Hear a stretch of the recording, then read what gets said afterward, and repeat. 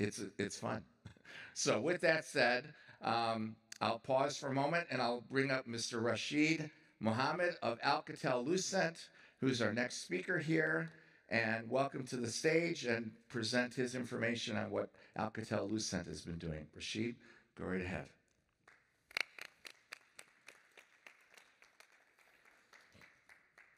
Thank you, Tony and Joyce. Great presentations, by the way, like in the logistics field. So here today, before I start my talk, good morning, everyone, and nice to see you all here.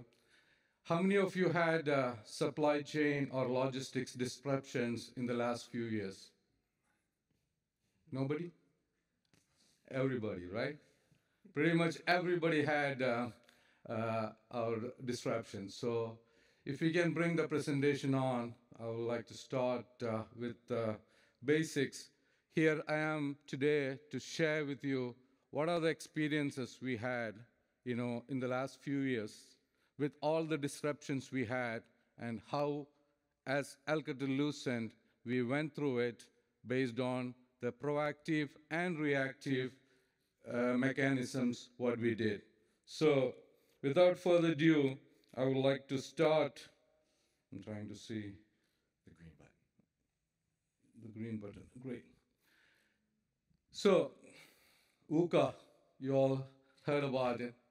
It's basically the volatility, uncertainty, complexity, and ambiguity. Last 3 years for us has been this. Now, the key question is, how do we get benefit out of this disruption as an opportunity? So, we know all the geopolitical conflicts what we are having. We know all the economic pressures we are having. We know all the weather, health events, like factories has been shut down. We had factories shut down. We had different issues. We had multiple issues. Freight, you are all on logistics, like pretty much how difficult it was to get freight, whether it was air, road, or sea, and how much it was difficult for us in terms of cost. The prices shoot up, I don't know how much, but it was really, really high, and it was really difficult.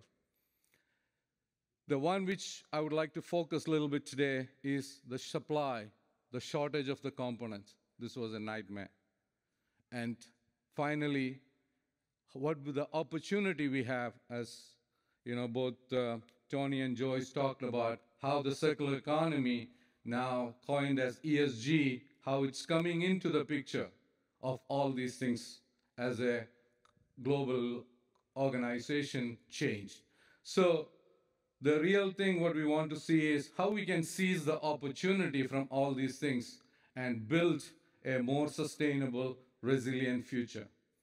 So as far as ALE is concerned, Alcatel-Lucent Enterprise, we are into the enterprise world. We are a product company selling solutions into basically like all the data, communication, and cloud. So we ship a lot of products.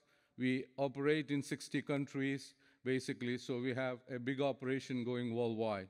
So it has been a real tough time in the last 3 years.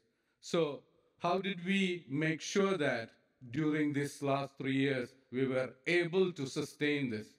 One of the good things I want to tell you is, in this last 3 years, in 2022 especially, when everything was at the peak, we didn't cancel one order from our customers. And this was an incredible journey, but how did we achieve it? It was a reality, right? Like we had issues, we had problems as anybody else, but how did we get through this whole thing, like of having the shortages, having to go through the manufacturing issues, having to go through the logistic issues, and finally able to get, the delivery with customer satisfaction. This is what I want to sense. To tell you the basics of it, we had our component lead time increase from 4 months to 18 months.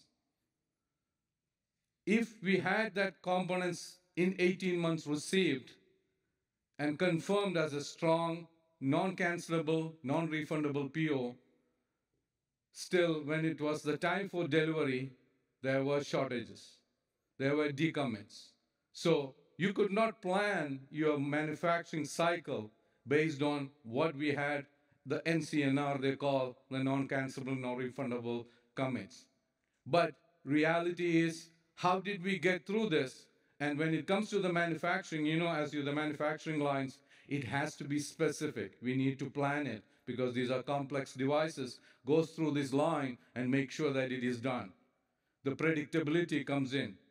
So typically our 4 to 6 months manufacturing cycle, right from sourcing the components, became 18 months to 24 months. But as you know, the sales cycle, especially in enterprise, is in the range of 4 months. So the difficult part was how to ensure the demand sensing what we had to the supply required for orders coming in. So the 18 to 24 months compared to a 4 to 6 month sales cycle. How do we make that happen? So this was a challenge, and this is a big challenge. So first thing what we did was basically when this phenomenon was happening in 2020, we started to be proactive on whatever information we have.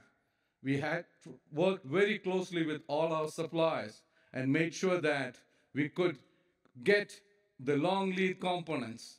And we put stocks for that with buffers. So we made sure that our supply base is becoming stronger. I'll tell you the effects of it in 2023, but we did that.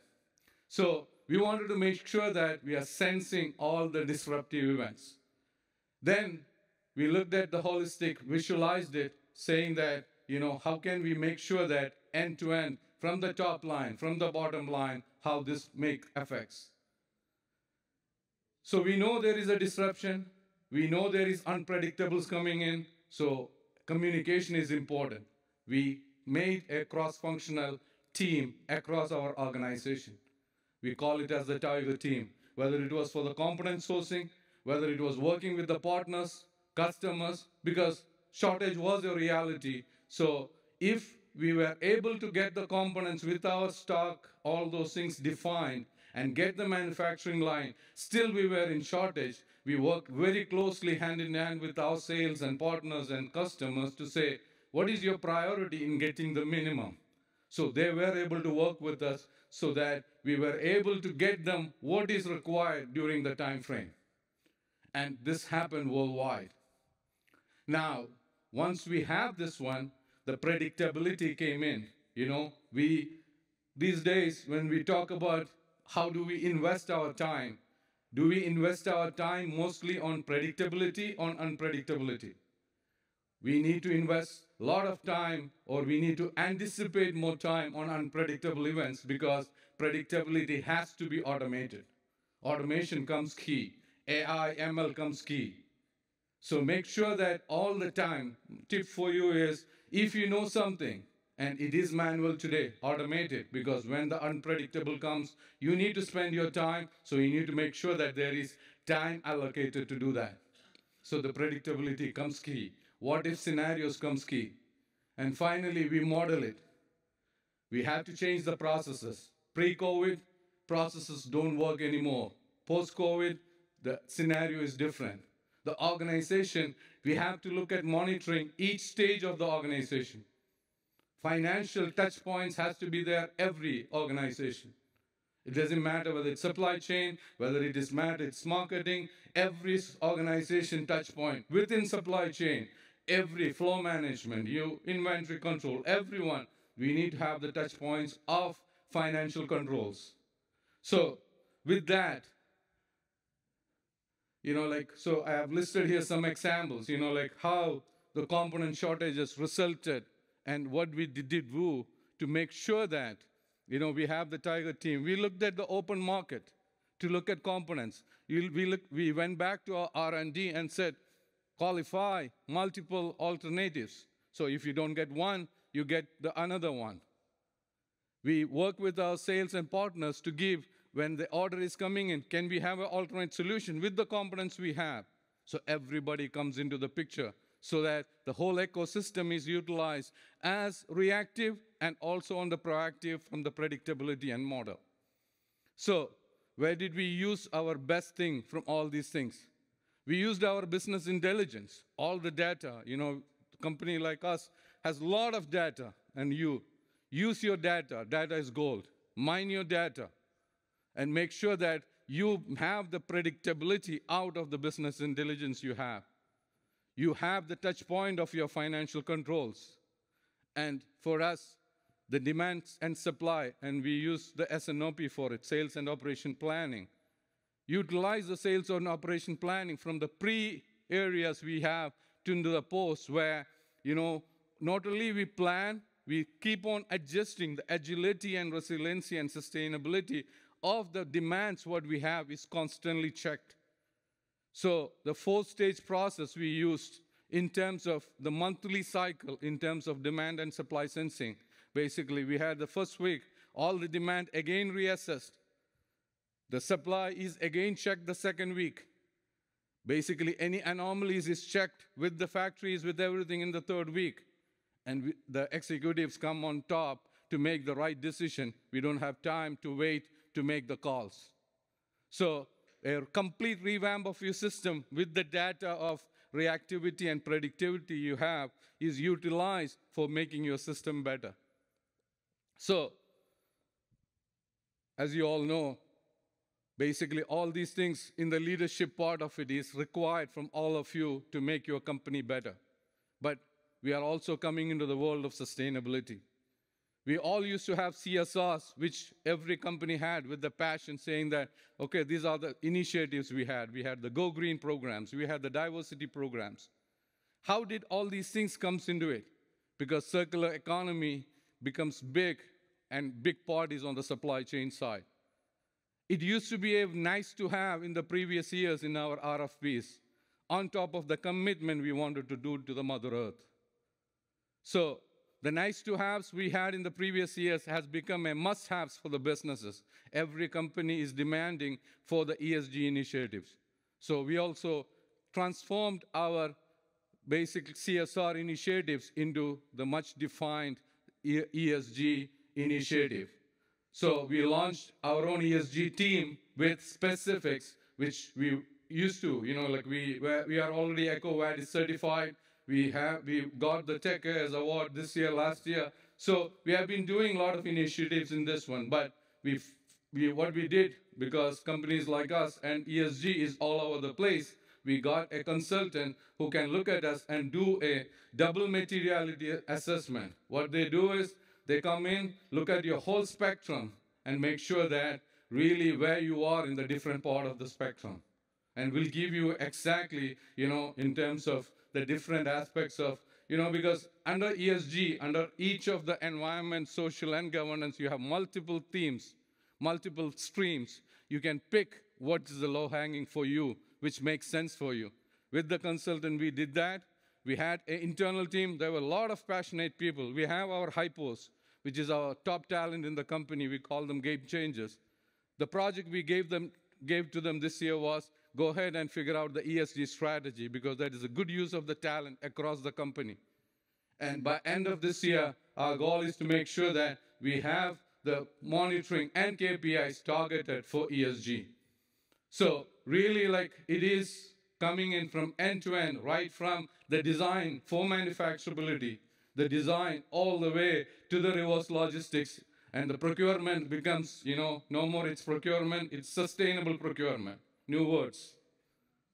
So, to end my presentation, how can we have the sustainability and leadership through this, and how we can survive, and what these disruptions will give you for the opportunity. So, the mission, for all of us, the mission is to make sure that our company has top line, bottom line, and making sure that we are contributing to the Mother Earth, become Go Green. The values we as a company does is basically speed and agility, customer centricity, and reliability. Focus on your key areas, the strategic transformation. Be open, think out of the box, challenge from all levels. What makes sense for you, what makes sense for the company. If your individual goals are not aligned to your organizational goals, change it. Be open. Be receptive to changes. Transformation is big. All levels, process, functions, everything. That makes things different. Leadership, we need to make sure that, as I mentioned, we are giving our time for the unpredictable, anticipate the unpredictable, because last 3 years has taught us that whatever we think is not what is happening. So be prepared. So make sure that for the predictables, you invest your time to automate it, or we can make the process leaner. And making sure that with all these things, we are continuing our journey on ESG. Thank you. Thank you very much.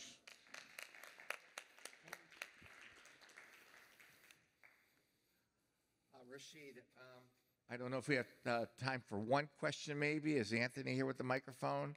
Is there anyone out there? I know that that was a great presentation, and it's interesting. You've heard from Acer and Alcatel-Lucent, global companies, and you're hearing a lot of the same words from both of them. You as third-party providers, solutions partners, need to go out there and share the same words with the companies you're working with. We're all getting on the same page, and that's amazing. Rasheed, at Alcatel-Lucent, do you actually have a higher level director at ESG or circular economy? What is that level? How high do you go up there? So exactly. So this is one of the key things, like what we learned. ESG initially for us was CSR, and it was passionate from everyone. Right. People, if you ask, your colleagues, your employees, you will always see there are a lot of people who are very passionate. I want to give back, right? Everyone. Yeah.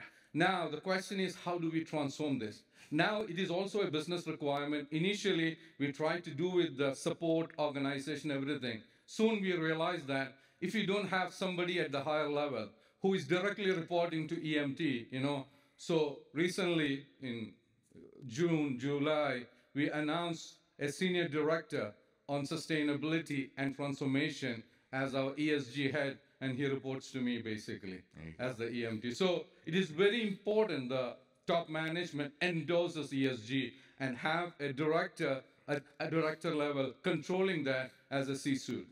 Great. All right, we're going to wrap up here and say thank you to our great speakers who both gave you the same message about delivering on ESG. So thank you very much, Rasheed and Joyce, and we'll continue with the next sessions coming up. Thank you, Tony.